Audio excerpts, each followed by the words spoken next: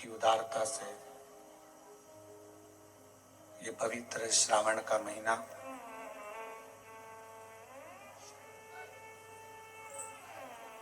जिस पवित्र महीने में बाबा देवाधिदेव महादेव की कृपा से, करुणा से ऑनलाइन शिव महापुराण की कथा श्रवण करने का सौभाग्य प्राप्त हुआ है। ये कथा ऑनलाइन कोरबा छत्तीसगढ़ की पवित्र धारा से आप और हम श्रवण करने के लिए बैठे हैं। कथा के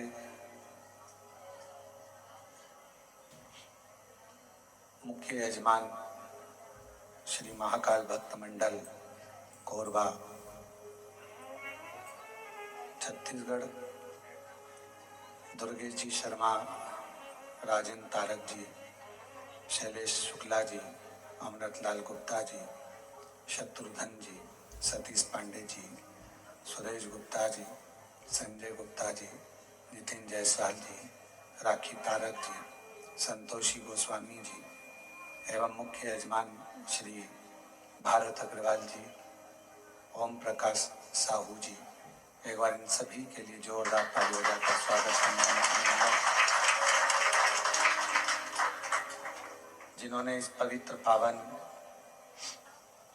शिव महापुराण की कथा को दिव्यता भव्यता के साथ ऑनलाइन श्रवण करने का सौभाग्य आप और हमको दिया है। जिंदगी के किसी भी पल में, क्षण में जब आप और हम भगवान देवाधिदेव महादेव का स्मरण करते हैं, भगवान शिव की अविरल भक्तिमय कथा का रसपान करते हैं, श्रवण करते हैं, सुनते हैं,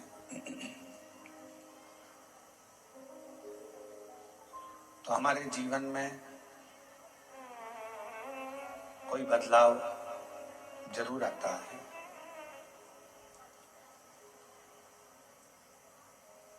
एक भगवान शंकर की सेवा करने में और एक दूसरे का भला करने में। धन की, तुम्हारी संपदा की, तुम्हारी सत्ता की या तुम्हारे वैभव की जरूरत नहीं होती।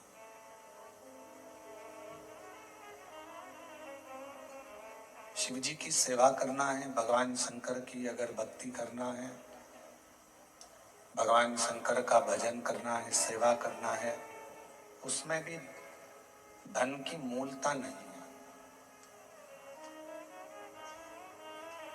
और आप किसी का भला कर रहे हो, उसमें धन नहीं, तुम्हारे निर्मल मन की, अच्छे मन की जरूरत हो। शिव सेवा में भी, भगवान शंकर की सेवा करने में या भगवान शंकर का स्मरण करने में भी मन चाहिए और दूसरे का भला करने के लिए भी मन चाहिए।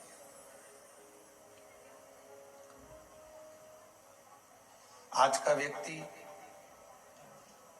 भगवान को भी धन से पाना चाहता है और दुनिया को भी धन से पाना चाहता है। पर शिव महापुराण की कथा कहती है, अगर किसी को धन से पाओगे तो वो जल्दी से जल्दी छूट जाए। धन से पाया हुआ बहुत टिकता नहीं है, पर यदि कोई मन से आपके बीच में है, कोई मन से आपसे जुड़ा हुआ है, कोई मन से आपके संग लगा हुआ है, तो वो इतनी जल्दी हार मानने वाला नहीं होता। वो आपकी आखिरी मंजिल तक आपका साथ निभाने वाला होता है।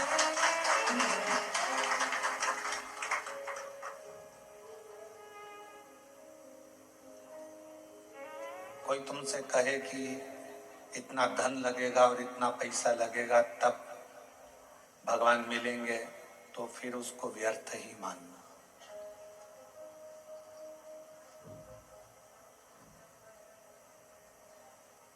कोई तुमसे कहे कि इतना पैसा लगेगा और आपको आशीर्वाद मिल जाएगा, तो आप उसको व्यर्थ ही मानना।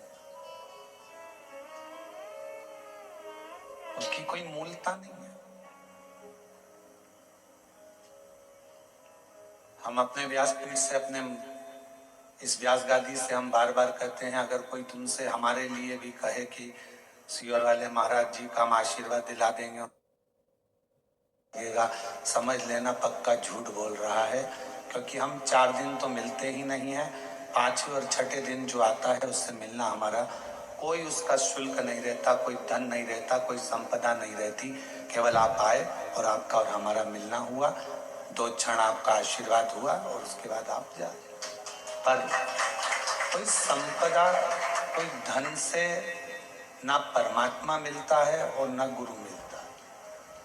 वो कोई और गुरु होंगे जो तुमसे पैसा लेकर तुम्हारे पास में समय 1-2 घंटे का, आधा घंटा का दे देंगे। हमारे पास इतना समय भी नहीं हम आपको आधा घंटा दें। हम तो केवल आप सामने आए, श्री शिवाय नमस्तुभ्यम, क्योंकि हमारे शास्त्रों में ऐसा वर्णन आता है कि जब भजन का बल आपका और आपके गुरु का दोनों बढ़ता है, तो गुरु केवल कृपा की दृष्टि ही कर देता है, तो कुछ मांगने की जरूरत नहीं पड़ती, अपने आप कर देता है। किसी का भला करना है, उसके लिए धन है आपके पास में कि नहीं है, उसकी महत्वता नहीं। किसी का भला करने का मन में अगर भाव आ गया कि मुझे इस बच्चे की स्कूल की फीस जमा करना है, तो भगवान खुद व्यवस्था आपके पास करेगा। आपने मन में बना लिया कि मुझे इस व्यक्ति का इलाज करवाना है, इसके पास दवाई नहीं है, गोली नहीं है, भगवान स्वयं उसकी व्यवस्था करेगा। आपने मन ही नहीं बनाया किसी का भला करने का या भगवान का भजन करने का या स्मरण करने का और सोचा धन के बल पर मुझे भगवान मिल जाए या धन के बल पर मैं किसी का भला कर दूं, वो ठीक नहीं। सबसे मूल है आपका मन, आपका हृदय, आपका चित्त, आपकी वृत्ति।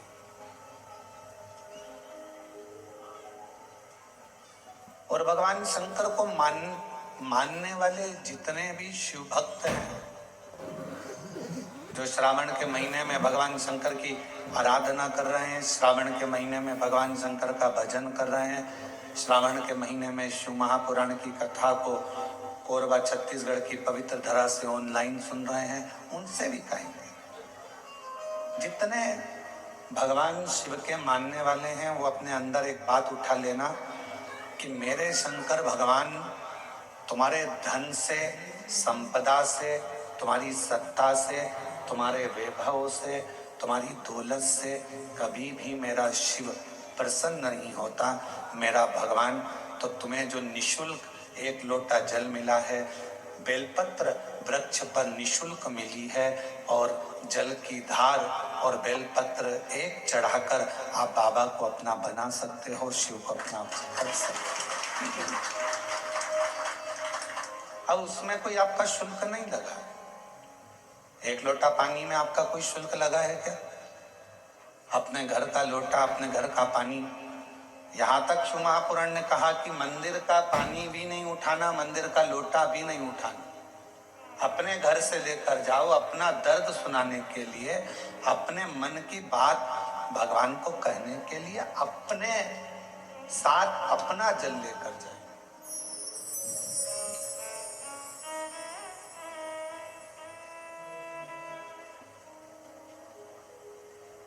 शिव महापुराण की कथा तो यहाँ तक कहती है कि भगवान की कोई भी स्तुति अगर आपको करना है, तो अपने दिल में जो बात आए वो भगवान से कहो। किसी की पढ़ी पढ़ाई, किसी की सुनी सुनाई स्तुति भी हमको नहीं करना, खुद की स्तुति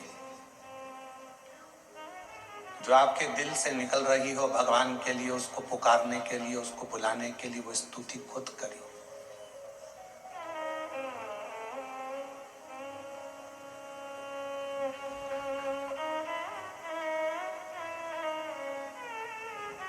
हम ये भी नहीं कहेंगे कि आप हम जैसा विधान बताएं वैसा करो, या हम जैसा आपका दिल करे आप वैसा करिए, शिव को रिझाने के लिए। कड़प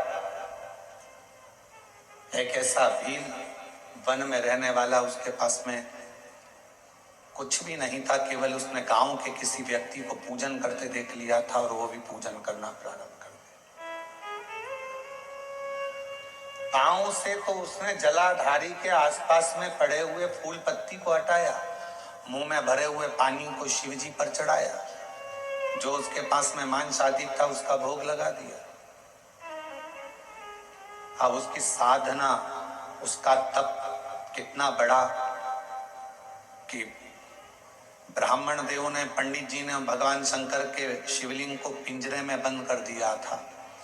पिंजरे की एक तान टूट गई, लोहे की शिवलिंग पर जाकर लग गई। शिवलिंग में से खून बहना प्रारंभ हो गया, रक्त बहना प्रारंभ हो गया।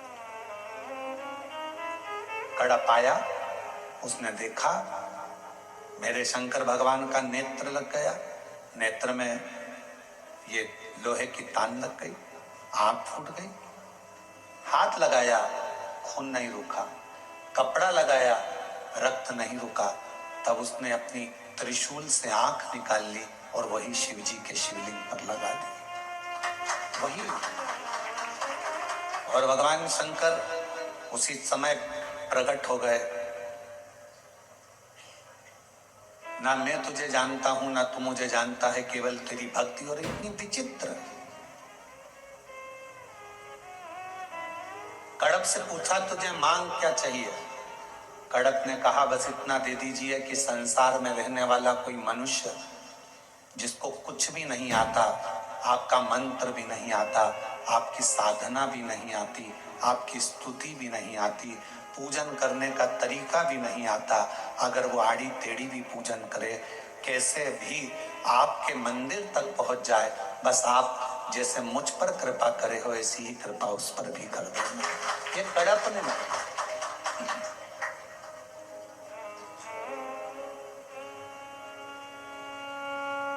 मेरे शंकर भगवान तुम्हारी स्तुतियों से, मेरे शंकर भगवान तुम्हारे बहुत बहुत सारा की 100 लोटे जल चढ़ाओगे तो शंकर जी प्रसन्न होंगे, 1.25 लाख बेलपत्र चढ़ाओगे तो शिव जी प्रसन्न होंगे। भगवान शंकर के लिए कड़क व्रत करोगे, कुछ भी खाओगे पियोगे नहीं तो शंकर भगवान प्रसन्न होंगे, या अपना घर छोड़ दोगे तो शंकर भगवान प्रसन्न होंगे, या भगवान शंकर को शहद चढ़ाओगे या शंकर भगवान को रस चढ़ाओगे, ये चढ़ाओगे तो शंकर भगवान प्रसन्न होंगे। नहीं रे भाई, शंकर जी को प्रसन्न करने के लिए एक तो दिखावा मत करना, आडंबर मत करना। भगवान शंकर को प्रसन्न करने के लिए कहीं से कर्जा मत करना। भगवान शंकर को प्रसन्न करने के लिए केवल तेरा दिल, तेरा मन हृदय से बैठ जाना और मुख से ओम नमः शिवाय, ओम नमः शिवाय, श्री शिवाय नमस्तुभ्यम का उच्चारण करना। जो तेरे पास में है वो शिव को समर्पित करना, जो तुझे बोलना आता है। जो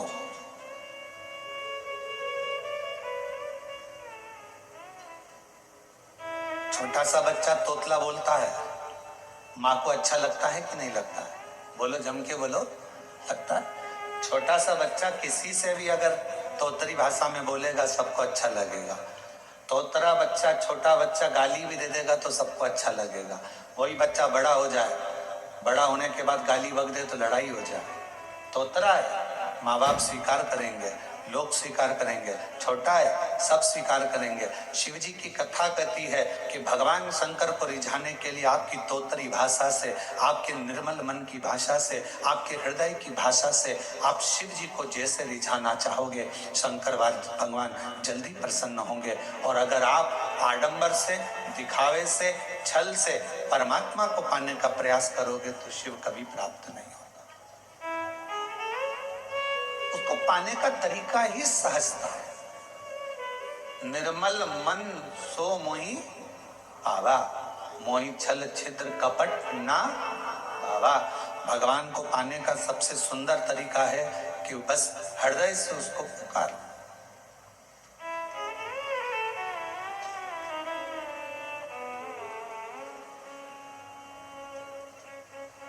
बारिश पड़े तो छाता लिया जाता है और दुख पड़े तो शिव का नाम लिया जाता है।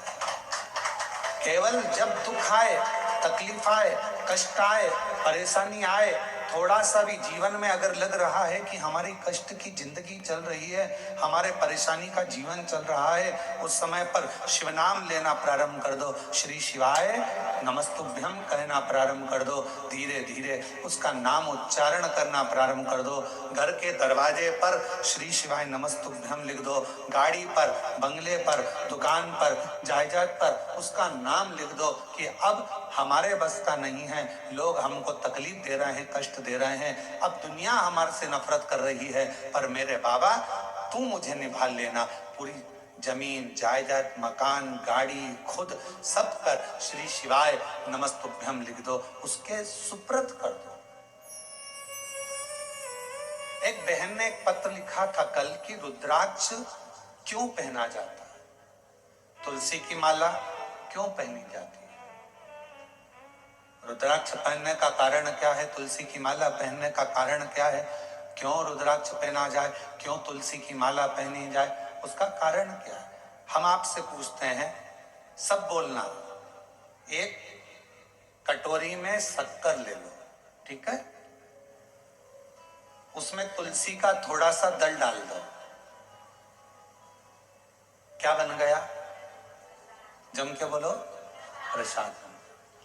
भोजन है, भोजन की थाली में जब तक तुलसी का दल नहीं डाला तब तक वो प्रसाद नहीं हुआ।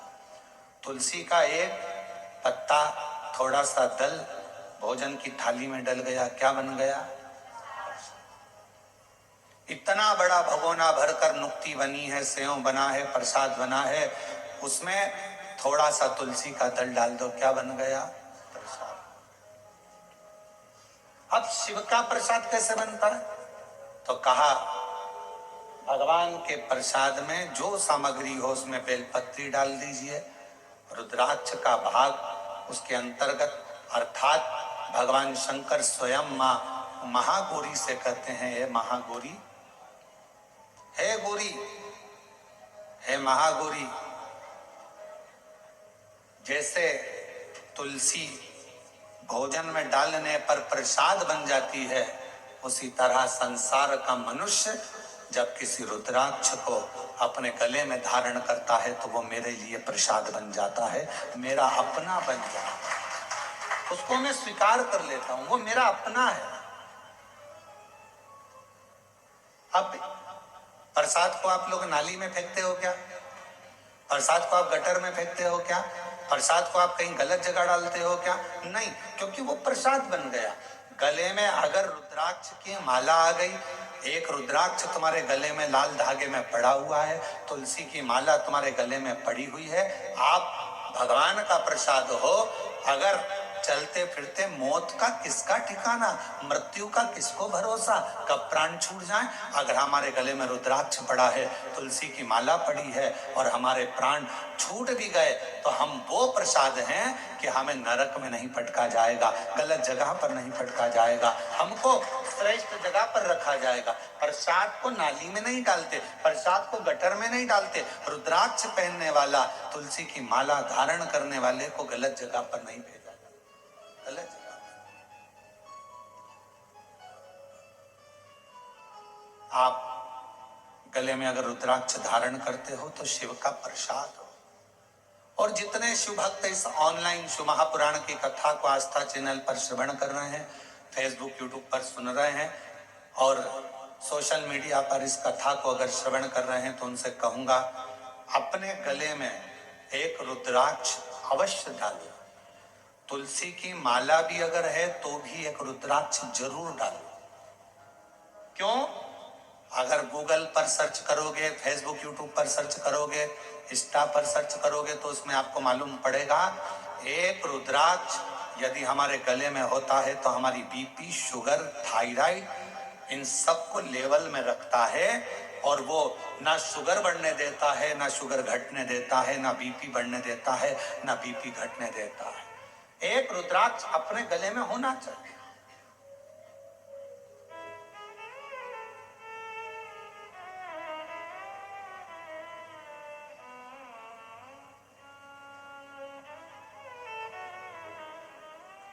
एक शिवा भगत की एक कथा आती है। मालती का एक पुत्र था शिवा, उसको लोग शिव कहते थे। क्यों? क्योंकि मालती के घर में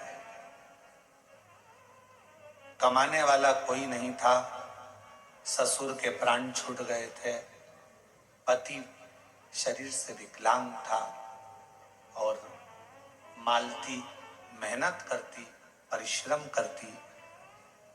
घर में एक बेटे का जन्म हुआ जिसका नाम शिव के ऊपर शिवा रखा।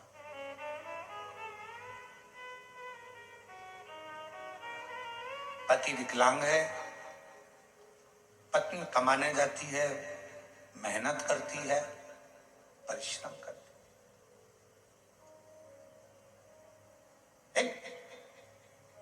अगर घर में तकलीफ है, घर में कष्ट है, परेशानी है, कलिकाल का समय है, कलयुग का समय है, शास्त्र कहता है कि इस कलिकाल में धर्म पत्नी को पति के कदम से कदम मिलाकर साथ देना चाहिए, मेहनत में, परिश्रम में आगे रहना चाहिए।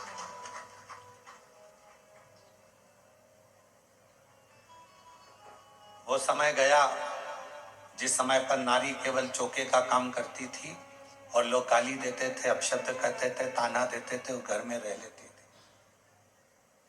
आज का समय, एक बेटी अपनी सेना को लेकर जाती है और पूरे पाकिस्तान को हिलाकर आ जाती है। आज का वो युग है। आज का वो युग है कि एक बेटी पूरे पाकिस्तान को हिलाकर आ जाती है। आज का वो युग है, एक बेटी अंतरिक्ष में जाती है और अंतरिक्ष का छोर पाकर वापिस आ जाती है। आज का वो युग है, एक बेटी साइंटिस्ट बनकर पूरे साइंटिस्टों को ज्ञान प्रदान करती है। आज का वो युग है। आज की बेटी collector, SP, IG, DIG, commissioner और बड़े बड़े अधिकारी और मंत्री के पद पर बैठती है। आज का वो युग है। वो गया समय, एक कलिकाल का समय, कलयुग का समय। और ये किसने दिया? कोई तुमसे पूछे कि एक स्त्री को आगे करने का अधिकार किसने दिया, तो तुम कह देना भगवान शंकर ने दिया। कहां? तारकासुर जैसा असुर सामने था, विदल उत्पल नाम के असुर सामने थे, महिषासुर सामने था। और उस महिषासुर को मारने के लिए संपूर्ण जगत के देवता, 33 कोटि देवता सामने खड़े हुए थे, पर महिषासुर नहीं मरा। आखिरी में विदल उत्पल को मारने के लिए भी मां जगत जननी जगदम्बा को आगे करा गया और महिषासुर को मारने के लिए भी जगदम्बा को आगे करा गया। शंकर भगवान ने कितना सुंदर शब्द किया। पार्वती जी कहती हैं मैं आगे बढ़ूं, शंकर जी कहते हैं एक स्त्री पुरुष से ज्यादा बल रखती है, क्यों चिंता करती हो? एक लाइन आती है, तेरे भक्त जनों पर माता वीर पड़ी है भारी, दानव दल पर टूट पड़ो मां करके सिंह सवारी, सो सिंहों से बलशाली अष्ट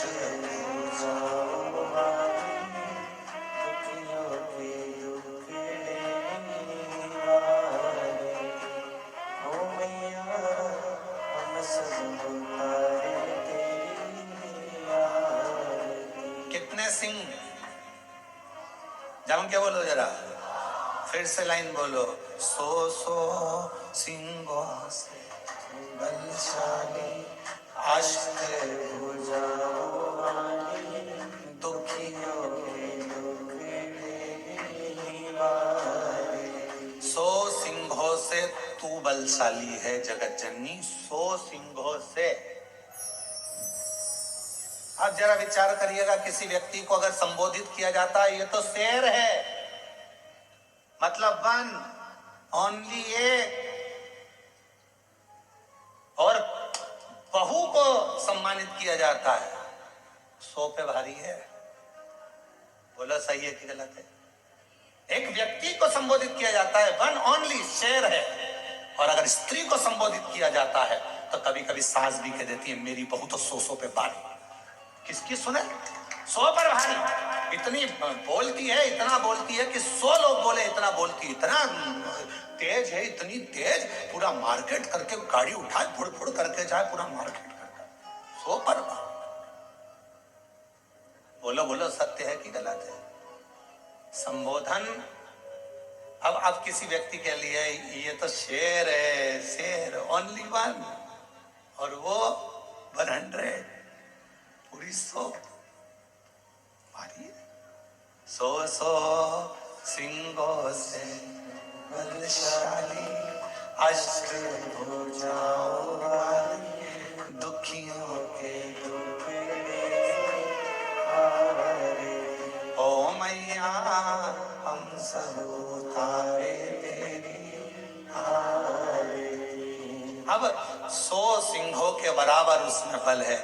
शंकर भगवान आज के युग में, कलयुग में, अगर स्त्रियां नारियां आगे आकर कार्य कर रही हैं, स्त्रियां आगे बढ़ी हैं, तो इसमें सबसे बड़ा योगदान, सबसे बड़ी कृपा मेरे देवादिदेव महादेव की है, जिन्होंने पार्वती जी को आगे करा, मां जगदम्बा को आगे करा।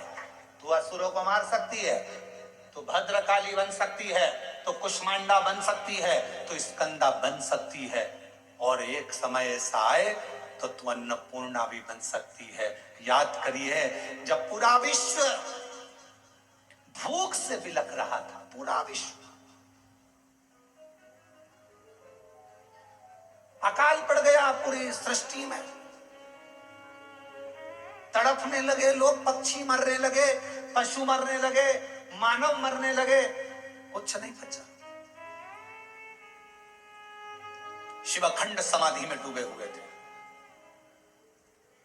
और शंकर भगवान अखंड समाधि में थे। देवता आए शिव जी से प्रार्थना करने के लिए, शिव जी उठते नहीं। ब्रह्मा जी आए, शिव जी उठते नहीं। इंद्र आए, शिव जी उठते नहीं। अखंड समाधि में लगे भगवान देवादिदेव महादेव, उठने का नाम नहीं। नेत्र बंद, क्या हो रहा है मालूम नहीं, पर पार्वती माता से रहा नहीं गया। सूचना मिली पूरा ब्रह्मांड हिल रहा है, सब भूख और प्यास से तड़प रहे हैं। तब माँ अंबा जगदम्बा माता पार्वती ने विचार करा, मेरे बच्चे, ये संसार के लोग भूख से तड़प रहे हैं। तब मेरी माँ अंबा जगदम्बा जी ने तुरंत अन्नपूर्णा का रूप धारण करा, भूमि पर चरण रखकर धान उत्पन्न किया।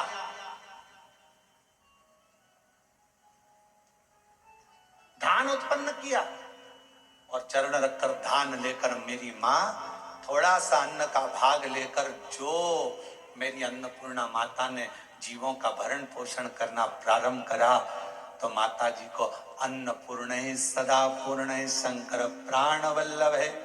भगवान शंकर की प्रिया माँ जगत जननी पार्वती जी जगत का भरण पोषण करने वाली हो गई। भगवान शिव के नेत्र खुले, शंकर भगवान के नेत्र खुलते से उनको भी, जब बहुत हजारों वर्ष की तप साधना कर ली, तो उठते से ही कुछ भूख से भाव में आई, भोजन का भाग मांगने के लिए स्वयं अन्नपूर्णा के दरवाजे पर चले गए। स्वयं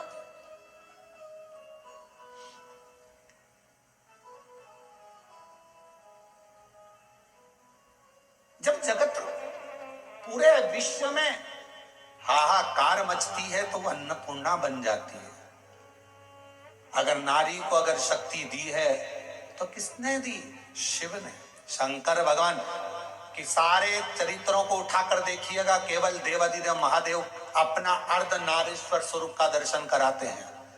आधा शिव, आधा पार्वती। पार्वती तू मेरी शक्ति है, शक्ति ही शिव है और शिव ही शक्ति है, दोनों। अब उसको समझने वाला समझे, ना समझने वाला ना। मालती बेटे का नाम शिवा रख दिया। पति पांवों से विकलांग था, करता कुछ नहीं था। अकेली मेहनत करने जाती है, परिश्रम कर। अब दुनिया की रीति है, जब एक नारी पुरुष की तरह आगे बढ़कर काम करती है और आगे बढ़ने का प्रयास करती है तो दुनिया के लोग ताना देने का प्रयास करते हैं। उसका विल पावर कमजोर कैसा करा जाए, उसको तोड़ा कैसे जाए, उसको झुकाया कैसे जाए, उसको अंदर से तोड़ने का प्रयास करते हैं। पर जितनी भी मेरी बेटियां इस कथा को सुन रही हैं, जितनी मेरी जीजियां इस कथा को सुन रही हैं, जितनी मेरी माताएं इस कथा को श्रवण कर रही हैं, दुनिया का कोई व्यक्ति तुम्हें कितना भी ताना दे दे, कितनी भी गाली दे दे, तुम्हारे ऊपर कितना भी अपशब्द कह दे, तो भी अंदर से टूटना मती, दमदारी से चलते रहना, आगे बढ़ते रहना। तुम्हारा कर्म तुम्हारा जवाब देगा, तुम्हारा कर्म तुम्हारा जवाब देगा। तुम तो बढ़ते चलो, हाथी की अलमस्तता में आगे बढ़िए, कुत्ते पीछे चिल्लाते रहेंगे।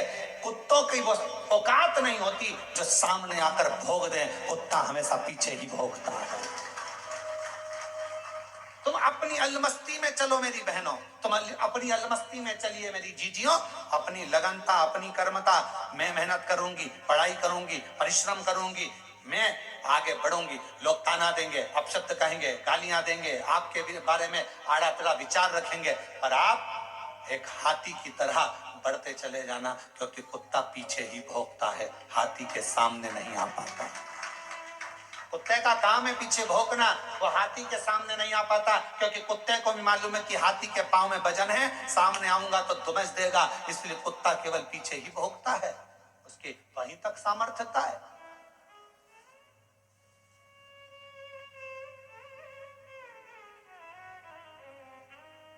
एक बहन, एक बेटी, एक माँ, एक स्त्री जब अपने कर्तव्य पथ पर चले, उसको सोचना नहीं चाहिए कौन क्या कहेगा। आग लगे बस्ती में, मस्ती में, क्या किसको रोइए, कौन कहेगा, क्या बोलेगा, बोले। हम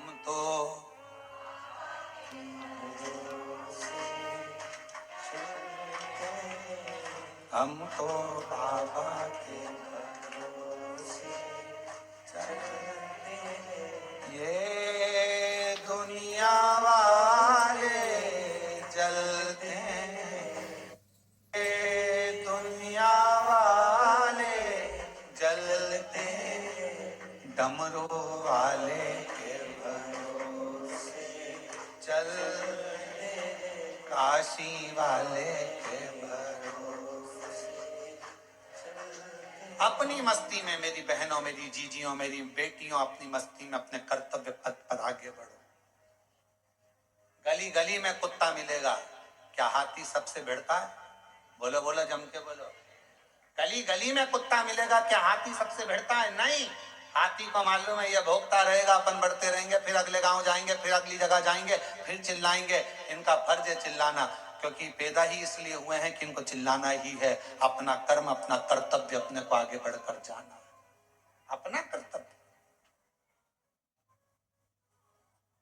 आगे बढ़ते चलो, बढ़ते चलो। शिव कथा कर रही है। मालती ने विचार करा कि घर को चलाना है, बेटे का जन्म हुआ है, बेटे का नाम शिवा रखा है। शिव कहती है माँ। धीरे धीरे बच्चा एकांत रहने लगा, समय बीता। एक दिन माँ काम में लगी रहती, बच्चे को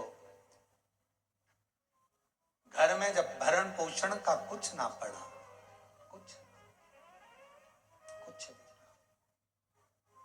जिस जगह पर माँ काम करती थी उसी जगह पर उस बच्चे को काम पर लगा दिया और कह दिया मेरा स्वास्थ्य ठीक नहीं, सेठ जी मैं आपकी दुकान पर, आपके घर पर कार्य करने नहीं आ सकती, अब मेरा पुत्र है। ये कथा कोई पुरानी नहीं, इसी कलयुग की है, इसी कलयुग। आपके यहाँ ये मेरा पुत्र आएगा। छोटा सा लड़का, 9 वर्ष की उसकी आयु, सेठ जी के घर कार्य करने जाता तो सेठ जी का गांव बहुत दूर था। वहां से आता, बेटे को भय लगता, डर लगता, क्या करे। माँ के पास आकर बोला, माँ, सेठ जी कभी रात्रि को छोड़ते अकेले जंगल में आने में मुझे भय लगता है। माँ कहती, क्या भय? हाथ पकड़ा बेटे का माँ ने, शंकर भगवान के शिवालय में लेकर गई, शिव जी के गले में पड़ी हुई रुद्राक्ष की माला निकाली, माला निकालकर बेटे के गले में डाल दी और कह दिया, केवल तू अकेला नहीं, तेरा महादेव तेरे साथ चलेगा, हर पल हर घड़ी हर क्षण रहेगा। और मालती की कथा कहती है, भगवान शंकर का चरित्र कहता है, रात्रि के समय पर बेटा शान से धड़क बेधड़क चलकर आता था। एक समय कोई प्रेत सामने से, कोई प्रेत पेड़ पर से लटकता हुआ दिखा। इस बालक को भय ना लगा, इसने हाथ जोड़कर प्रणाम कर कर कहा, तुम कौन हो? कौन? कहा, मैं प्रेत हूं, अधोगति में मरा हुआ हूं, मेरी गति नहीं, मेरी मुक्ति नहीं। तो फिर आपका मोक्ष नहीं हुआ तो मेरे जैसे मनुष्य को आपकी वाणी क्यों सुनाई दे रही है? प्रेत का शब्द एक एक शिव भक्त के हृदय में बैठना चाहिए। इस प्रेत के शब्द को, प्रेत कहता है, मैं मनुष्य जैसी वाणी नहीं बोल सकता था। प्रेत कहता है, मैं आपसे बात नहीं कर सकता था क्योंकि मैं प्रेत हूं, पर आप रोज प्रतिदिन रुद्राक्ष की माला को धारण कर कर यहां से निकलते हो। आपके जाने के बाद आपके चरण की जो रज है, धूल, वो उड़ती है, पेड़ों की पत्ती पर जाती है, वो हवा में मुझे मिलती है। उसके कारणवश मुझे थोड़ा सा बल मिला है, जिससे मैं बोल भी सक रहा हूं और आपसे बात भी कर सक रहा हूं। ये मुझे बल मिला है। क्या चाहते हो? क्या चाहते हो? बस एक निवेदन है, कभी मौका मिले तो इस पथ से, आपसे निवेदन है कि आप इस पथ से जाना बंद ना करिएगा। जब भी मौका मिले इस पथ से जरूर जाइएगा। उस शिवा पुत्र ने कह दिया, मैं जरूर जाऊंगा। निकलते रहे, निकलते रहे, निकलते रहे, निकलते रहे, निकलते रहे, उसी पथ से निकलते रहे। एक दिन वो प्रेत योनि से छूट गया, देव योनि में आ गया। कानों में कुंडल धले थे, सिर पर मुकुट पहना था, गले में हार पहना था, सुंदर पीतांबर पहना हुआ था और सुंदर हाथ में एक शस्त्र लिया हुआ था। हाथ जोड़कर खड़ा हो गया, आज मैं प्रेत योनि से मुक्त होकर देव योनि में आ गया, ये आपकी कृपा है। उस शिवा पुत्र ने कहा, मेरी कृपा कैसे?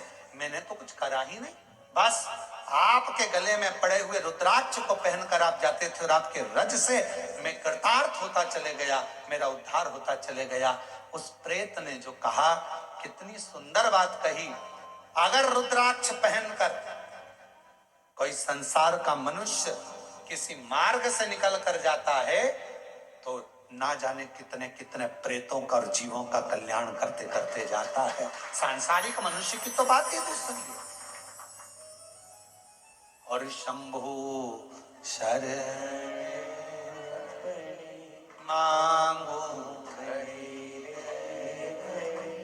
दुख काटो दया,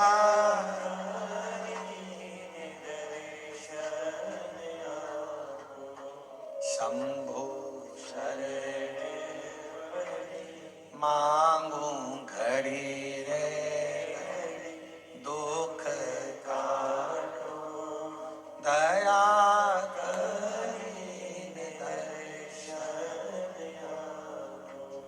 एक प्रेत की भी गति रुद्राक्ष धारण करने वाले जीव से हो जाती है। माताएं कहती हैं कि रुद्राक्ष पहनना चाहिए, क्यों नहीं? हम तुलसी की माला पहने कि रुद्राक्ष पहने, दोनों पहनो, कोई दोष तो नहीं लगेगा। कहां लिखा कि तुलसी पहनने वाले को रुद्राक्ष नहीं पहनना चाहिए, रुद्राक्ष पहनने वाले को तुलसी नहीं पहनना चाहिए? जब भगवान राम भगवान शंकर जी की आराधना करते हैं और शंकर जी भगवान राम की आराधना करते हैं तो दोनों के लिए समता है।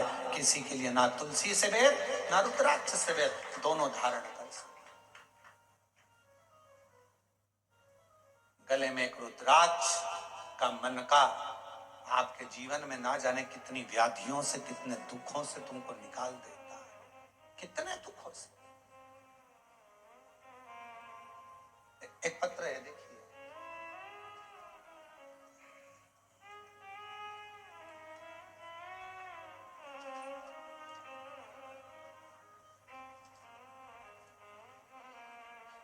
रुक्मणी पटेल, शिव नारायण पटेल, ग्राम रामपुर, जिला कोरबा,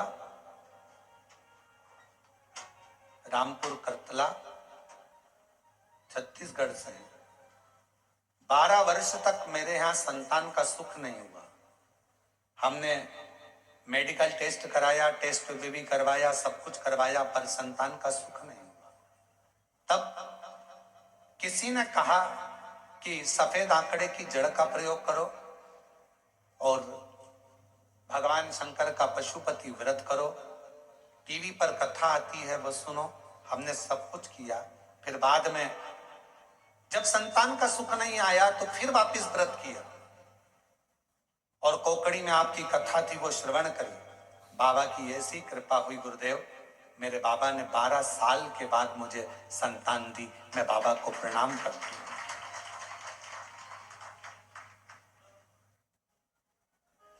एक पत्र और बड़ा सुंदर है।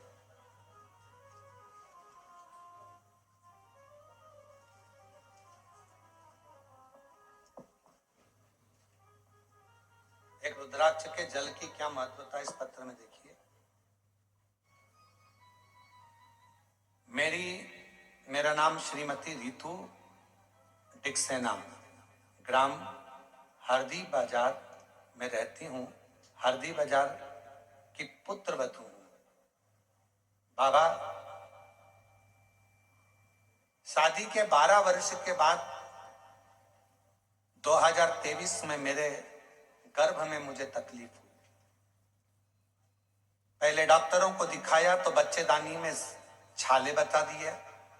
फिर डॉक्टर को दिखाया तो गर्भाशय में बच्चेदानी में 7 गठाने हो गए।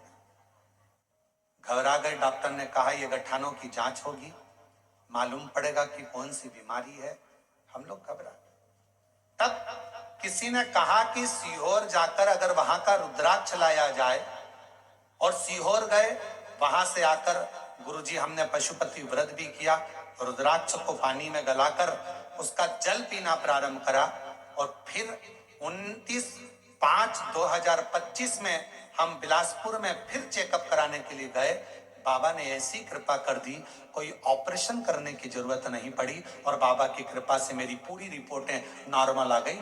जिन रिपोर्टों को मैं अपनी फाइल में भी लगाकर लाई हूं कि मेरी सारी रिपोर्ट बाबा ने नॉर्मल कर दी। शिव शिव है, शंकर शंकर है, शिव शिव है।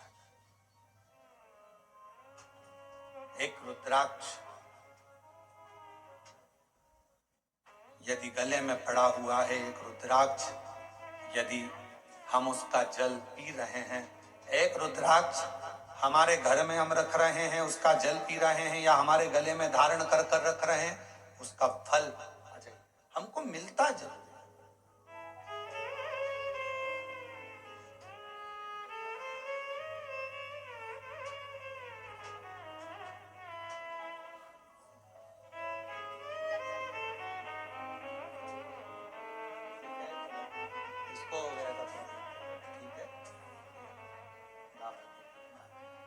आप ही को तकलीफ हो गई थी, बच्चादानी में 7 गठाने हो गई थी और छाले पूरे बच्चादानी में हो गए थे। डॉक्टर की कृपा, भगवान शिव की करुणा और साथ में शिव की उदारता से रुद्राक्ष के जल से आज पूरी बच्चेदानी की गठाने भी गल गई, छाले भी समाप्त हो गए। और शिव की कृपा, और तेरी कृपा का क्या है भरोसा, कब किस पर हो जाए जरा जरा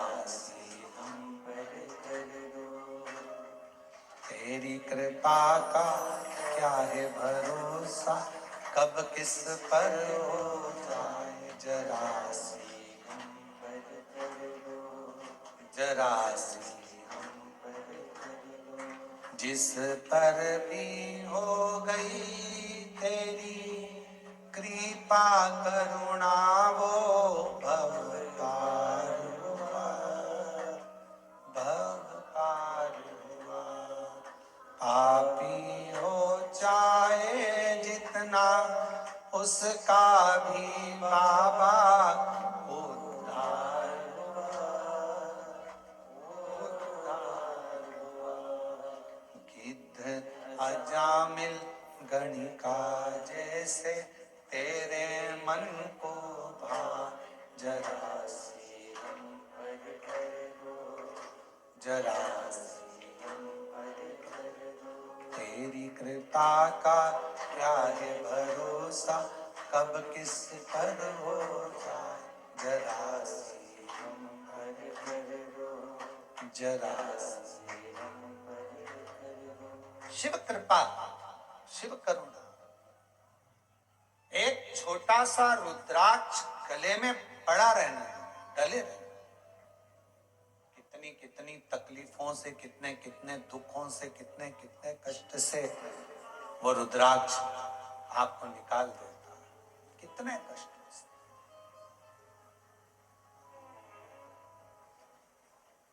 शिव महापुराण की कथा करें, शंकर भगवान की भक्ति,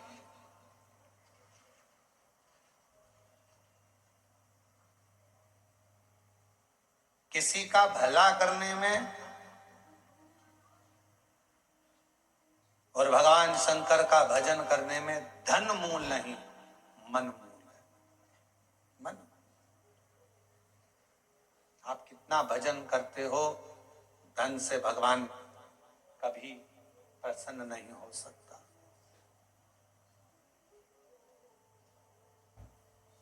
धन से भगवान कभी प्रसन्न, आडंबर से भगवान कभी प्रसन्न नहीं हो सकता। क्या था माता पार्वती जी के पास में? जिस समय मां पार्वती जी की अवस्था 6 वर्ष की हो गई और मां पार्वती जी अपना भवन छोड़कर वन में चली गई अपनी सहेलियों के साथ, एक गुफा में प्रवेश कर गई माता पार्वती जी। छोटी सी गुफा में रहकर माता पार्वती जी ने तप साधना प्रारंभ कर दी। क्या था पार्वती जी के पास में? ना मां पार्वती जी हिमालय राज की नगरी से ना पात्र लेकर गई थी, ना पूजन का कोई सामान लेकर गई थी।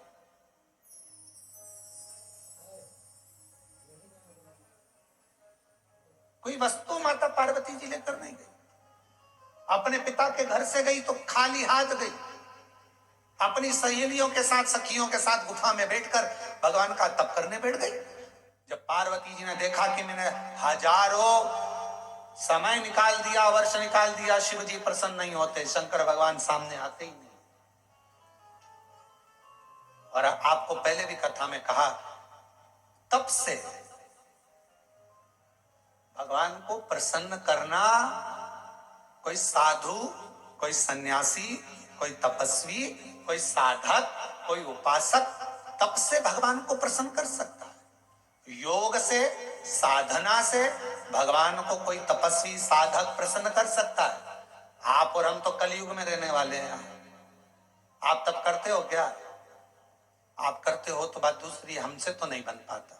हमसे तो केवल एक ही काम बनता है, सारी समस्या का हल जल। तब हमसे भी नहीं बनता। कोई हमसे कहे तुम साधना में बैठते हो, नहीं साहब, हम तो एक ही काम करते हैं। जय सुबह से लेकर शाम तक जितना समय मिलता है, श्री शिवा नमस्तु, श्री शिवाय नमस्तु। फिर कोई पूछे आपने क्या खाना छोड़ दिया, आप क्या फलार करते हो, तो हम जहाँ रुके हुए हैं वहां आकर हमारी जीजियों से पूछना, जो प्रसाद बनाती हैं उनसे पूछना क्या व्रत रखते हैं? नहीं, भोजन करते, 2 रोटी सुबह, शाम को 1.5 रोटी, इससे ज्यादा नहीं। भजन का बल, स्मरण, अपनी भक्ति। और छत्तीसगढ़ आते हैं तो चावल जरूर खाते हैं, वो जरूर खाते हैं। बाकी की जगह पर अगर कथा करने जाते हैं तो अपना सुबह का 2 रोटी है, शाम की 1.5 रोटी है, चावल प्रसाद भी नहीं लेते। कोई बाजार का तुम्हारा मीठा मीठा कुछ आप पूछिएगा, जो प्रसाद बनाते हैं कोई मीठा मीठा बाजार का नहीं, कोई चीजें नहीं, केवल साधारण भोजन, बाबा का भजन और आनंद। इससे ज्यादा क्या करना? भक्ति करो, भजन करो, स्मरण करो, कीर्तन करो, मंत्र जाप करो, श्री शिवाय नमस्तुभ्यम जपते जपो। जितना भजन कर सकते हो उतना करो, जितना मंत्र जाप कर सकते हो उतना।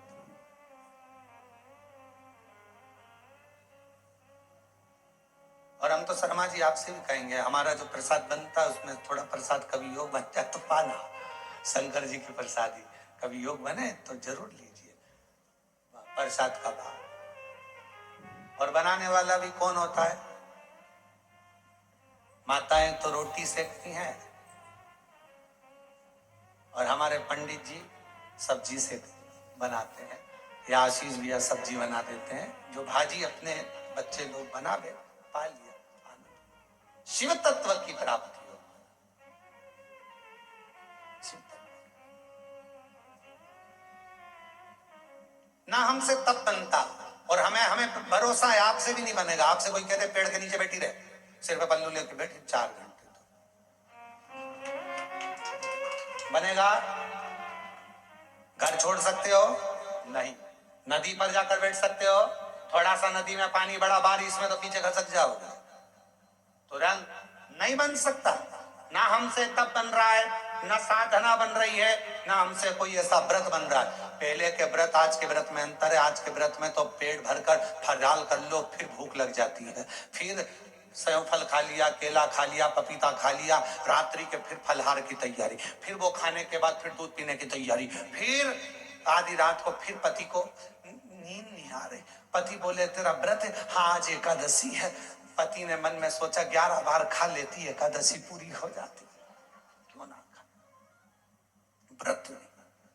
ना हम तप कर पा रहे, ना साधना कर पा रहे, ना व्रत कर पा रहे कली काल में। इसलिए तुलसीदास बाबा ने लिख दिया, कलयुग केवल नाम धारा। इसलिए तुलसी बाबा ने लिखा, कलयुग में कुछ नहीं बने तो एक काम करो, राम राम राम राम जपते रहो, शिव नाम जपते रहो, कृष्ण नाम जपते रहो। तुम्हारे दिल में जो बैठ जाए, जिसका तुम भजन कर सकते हो उसको भजो। भगवान का भजन करने में मन लगा लो।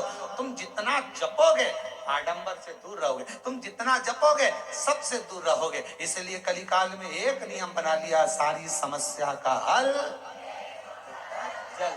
फुर्सत मिले 2 मिनट जाओ, शंकर जी को जल चढ़ाओ। अपने शिव के लिए अगर तुम 2 मिनट का समय मंदिर जाने का निकाल लोगे तो भगवान शंकर भी अपने समय में से तेरा दुख हरने के लिए तेरे दरवाजे पर आकर खड़ा हो जाए। समय निकालो। आजकल का जमाना यही है, तुम किसी के यहाँ जाओगे तो कोई तुम्हारे यहाँ बोलो तो आएगा। बहन के घर शादी में जाओगे तो बहन तुम्हारे घर शादी में, तुमने अपनी बहू को भेज दिया तो वो भी बहू को भेज देगी। और तुम्हारे जाने में और बहू के जाने में अंतर है। बहू शादी में जाती है, काम वाम नहीं करती, कुर्सी पर डेंटिंग पेंटिंग करके बैठ जाती है। काम करेगी क्या? नहीं। मौसी सास की आई है, फैलारा पड़ा है तो पड़े रहने दो, सामान पड़ा है तो पड़े रहने दो। पर बहन के घर शादी में बहन जाती है, जितना सामान आता है, कपड़े आए, मायरे का सामान आया, सारा सामान संभालती है। मिठाई के डब्बे इधर रखेगी, बर्तन उधर रखेगी, सामान उधर रखेगी, बहन संभालेगी, बहू नहीं। अब तुम्हारे यहाँ शादी में तुमने बहू को भेजा तो उसने भी बहू को भेज दिया। तुम आती तो वो भी, तुमने संभाला तो वो भी संभालती। हमारी जीजी ने हमारे यहाँ काम संभाला था भैया, उसके घर काम आया है, हम भी जाके संभालेंगे क्योंकि हमारी बहन ने हमारे यहाँ संभाला था। उसी तरह जैसे तुम अपने रिश्तेदार को शादी में भेजते हो तो वो अपने रिश्तेदार को भेजता है। अब तुमने कह दिया मम्मी कथा हो रही है तुम चली जाओ, तो भगवान भी कह देगा जब अंतिम समय आएगा, ये मरने वाली है, यमराज तू चले जा, तू चले। और अंतर देखिए, बहन आती तो काम करती, भगवान आता तुझे लेने के लिए भोलेनाथ तो नंदी पर बिठा कर ले जाता, डमरू बजाता बजाता। देवराज ब्राह्मण को लेकर गया था नंदी पर बिठा, नरसिंह जी को बैठा कर लेकर गया था। और अगर यमराज आता है तो नंदी पर काय पर बिठा के ले जाता है? नहीं, पाड़े की पूंछ से बांध कर ठोकता ठोकता, दे धम दे धम दे धम। खूब मोबाइल पे झूठ बोली थी, दे, खूब दिया। दिन भर चैटिंग में लगी रहती थी, दे। जरा सा कोई गलत लिखता था फेसबुक पर, कमेंट्स करती थी, दे। उंगली पर रखेंगे और दोचेंगे, इसी से चलाती थी खूब व्हाट्सएप। दोचो, चिल्लाएगी, क्षमा कर दो, मुझे माफ कर दो, एक बार वंस मोर फिर जन्म दे दो, मोबाइल नहीं चलाऊंगी, और चलाऊंगी तो शिव पुराण देखूंगी, फिर कुछ नहीं देखूंगी। भगवान बोले शिव पुराण की आड़ में चैटिंग करती रहे, फिर मारा, फिर खूब धुएगा। चलते चलते फिर याद आया, मेरी नीले कलर की साड़ी एक बार भी नहीं पहनी। यमराज से कहा, भगवान प्लीज क्षमा कर दो, बहुत दुख हो रहा है मुझे। भगवान ने पूछा, किस बात का दुख हो रहा है? अलमारी में तीसरे नंबर के ब्लॉक में नीले कलर की साड़ी रखी, उसकी फाल लगवा ली थी, चोली भी बनवा ली थी, बस पहन नहीं पाई। मुझे एक बार मौका दे दो, मैं पहन लूं। और हमारे मोहल्ले में नया पार्लर खुला है, उसके पास एक बार भी नहीं, कृपा करो। यमराज ने फिर दिया धर के, चल। किस काम की वो जिभ्या जो भगवान का भजन ना कर पाए, किस कान का वो श्रवण जो भगवान की कथा ना सुन पाए, और किस काम का वो मस्तक जो भगवान के आगे झुक ना पाए। किस काम, क्या करे वो सब? कृपा पीड़ा मुख से राम नहीं निकले, राम नहीं निकले रे श्याम नहीं निकले। वो काई जाने हरि भजना में, जीवन गवाए दियो सजना में। भजना में मन नहीं लगा, सजना में मन लग गया। हम तो कई बार कथाओं में कह देते हैं, लोगों को बहुत बुरा लगता है कि आप जितना समय दर्पण को देती हो ना, जितना समय दर्पण को देती हो ना, जितनी देर कांच के सामने रहती हो, पेंसिल से लाइन खींचना, डब्बा भरना, फिर सुरमा लगाना, फिर डेंटिंग पेंटिंग, जितना समय दर्पण में देती हो, उसका आधा समय भी अगर मेरे शंकर को दे दिया तो सुंदरता मेरा शिव देगा। आधा समय निकालकर भगवान शिव को दीजिए। और पुरुषों से निवेदन है, जितना समय फालतू की चर्चा में, व्यर्थ की बातों में, व्यर्थ के कमेंट्सों में और व्यर्थ की बातों में लगाते हो ना, उतने में से आधा समय निकालकर मेरे शंकर के मंदिर में अपनी पत्नी को साथ लेकर एक लोटा जल चढ़ाने जा, तेरी पूरी जिंदगी सवर जाएगी। थोड़ा सा समय निकाल। अभी कावड़ चल रही है, पूरे भारत में कावड़िया कावड़ लेकर जा रहे हैं। जितने कावड़िया भारत की भूमि पर कावड़ लेकर जा रहे हैं, उनके चरणों को मैं नमन करता हूं। कोरबा की इस भूमि से मैं दंडवत प्रणाम करता हूं कि कावड़िया सनातन धर्म को जागृत कर रहे हैं। एक कावड़िया 50 व्यक्ति को जागृत करता है, सनातन धर्म को मजबूत करता है। मैं उनको प्रणाम करता हूं। जो नवयुग बेटा बेटी, नवयुवक बेटा बेटी, माताएं बुजुर्ग, सब अपने अपने भाव से भगवान की कावड़ लेकर जा रहे हैं। और जो कावड़ियाओं की सेवा में लगे हैं, कावड़ियाओं की सेवा में जितनी बड़ी बड़ी संस्थाएं सेवा में लगी हुई है, आप कभी बाबा धाम जाकर देखो।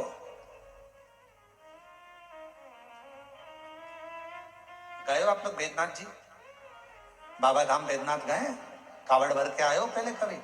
आप लोगों ने देखा होगा, बाबा बैद्यनाथ जी के यहाँ सुल्तानगंज से कावड़ भरकर बाबा की जो कावड़ बैद्यनाथ जी पर जाती है, बाबा धाम जाती है बैद्यनाथ जी के यहाँ, पूरे रास्ते में लोग बड़े बड़े लंगर, बड़े बड़े टेंट, दूसरी दूसरी जगह से आकर खूब, शहर के वासी, पूरी बिहार के लोग, पूरा उत्तर प्रदेश का लोग, वहां पर पूरा झारखंड का लोग पूरी तैयारी रखते हैं और बड़े बड़े कैंप लगाकर सबकी सेवा करते हैं। उनको धन्यवाद देता हूं, उनको प्रणाम करता हूं। साधु, आप जाओ हरिद्वार, आप जाओ उत्तर प्रदेश, काशी, बड़े बड़े संस्थाएं, बड़े बड़े सेवादार, बड़े बड़े अपने आनंद में। आप सीहोर जाकर देखिए, सीहोर में भी बहुत संस्थाओं ने अपनी अपनी सेवाओं के क्रम चालू रखे हैं।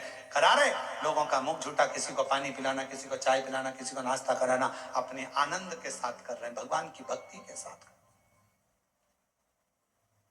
देखो, और कुछ लोग संसार में ऐसे भी पैदा हुए हैं जो कावड़ भरने के लिए जा रहे हैं तो क्यों जा रहे हैं, क्यों टाइम बर्बाद कर रहे हो, क्यों कर रहे हो, क्यों लंगर चला रहे हो, क्यों भंडारा कर रहे हो, उसमें भी हो तकलीफ उनको हो रही। क्यों? क्योंकि ये सनातन धर्म को कभी मजबूत होता नहीं देख सकते। कभी इन्होंने जिंदगी भर केवल एक ही कसम खाई है कि हम सनातन को नीचे ले जाएंगे, ऊंचा नहीं। सनातन को ऊंचा ले जाने का प्रयास करो। इस भारत की भूमि को फिर विश्व गुरु बनाने का प्रयास करो। इस भारत की भूमि को फिर श्रेष्ठ बनाने का प्रयास, अग्रता रखिए, साधुता है। और भारत की भूमि पर ऐसे ऐसे मुख्यमंत्री हुए हैं जो कावड़ियाओं पे फूल की वर्षा कर रहे हैं। साधुता है इनको, बहुत बहुत साधुता। शिव तत्व को पहचान। भगवान को पाने के लिए धन की जरूरत नहीं, मन की जरूरत है, संपदा की जरूरत नहीं है। आपका मन जितना प्रबल होगा, शिव उतना ही जल्दी। मेरे शंकर भगवान को राजी करने के लिए मां जगत जननी जगदम्बा एक गुफा के अंदर प्रवेश कर गई। माता के पास में कुछ भी नहीं, पिता के पास से कुछ भी लेकर नहीं, कुछ भी नहीं, कोई वस्तु नहीं, कोई सामग्री नहीं, खा लिया। संसार की रीत है, मुट्ठी बांधे आया जग में। बोलते जाओ, आप लोगों को मालूम होगा। मुट्ठी बांधे आया जग में, लोग कहते हैं हाथ पसारे जाएगा। क्या तू लेकर आया जग में, क्या तू लेकर जाएगा। परशु महापुराण की कथा कहती है, मुट्ठी बांधे आया जग में, हाथ पसारे जाएगा, पर क्या लेकर आया इसका तो नहीं मालूम। पर इतना जरूर है, जो पुण्य तूने करा, जो सत्कर्म तूने करा, जो तूने भूखे को भोजन, प्यासे को पानी पिलाया, वो तेरे साथ जरूर जाएगा। तेरा सत्कर्म तेरे साथ जरूर जाएगा। तेरा सत्कर्म बंदे बंद है दोनों, तेरा सत्कर्म तेरे साथ जाएगा। तो अच्छा कर्म कर, और जितने अच्छे कर्म से, जितने अच्छे कर्म के अनुसार, जितने कर्म के अनुकूल तो अच्छा कर्म करेगा, उसके अनुकूल तेरे को फल जरूर मिलेगा। फिर निवेदन, मत बुरे कर्म कर बंदे, वरना पछताएगा। भगवान की आंखों से तू बच नहीं पाएगा, तू बच नहीं पाएगा। अरे ओ अज्ञानी मत कर नादानी, अरे ओ अज्ञानी मत कर नादानी। तेरे कर्म का फल भी तू ही पाएगा, जैसा किया तूने तेरे आगे आएगा। मत बुरे कर्म कर बंदे, वरना पछताएगा। भगवान की आंखों से तू बच नहीं, हो गया, तू बच नहीं पाएगा। अरे ओ अज्ञानी मत करना, अपने कर्म का दंड अपने को भोगना। पर दुनिया को अपना कर्म दिखता कहाँ है?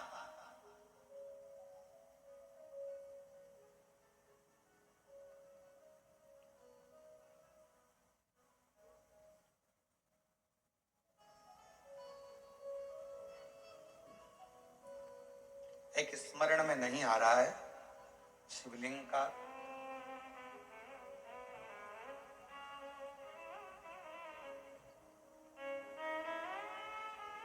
ओमकारेश्वर में कौन कौन गया है? ओमकारेश्वर गए हो आप लोग? ओमकारेश्वर की, फिर बंद हो गए। ओमकारेश्वर की जब आप परिक्रमा करेंगे और ओमकारेश्वर की परिक्रमा करते समय जब आप ऊपर पहाड़ी की ओर बढ़ेंगे, ओमकारनाथ जी की पहाड़ी की ओर बढ़ेंगे,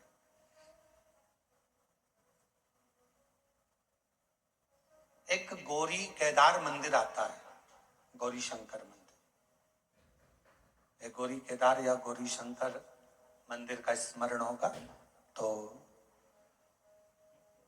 कभी बहुत प्राचीन मंदिर है, बहुत प्राचीन मंदिर, बहुत प्राचीन। जितने भी लोग ओमकारेश्वर जाएं तो वहां जरूर परिक्रमा मार्ग में ऊपर की ओर जाकर दर्शन करें। परिक्रमा बहुत प्राचीन है, कई शताब्दियों पुराना, बहुत प्राचीन, बहुत प्राचीन। वहां एक शिवलिंग है, लगभग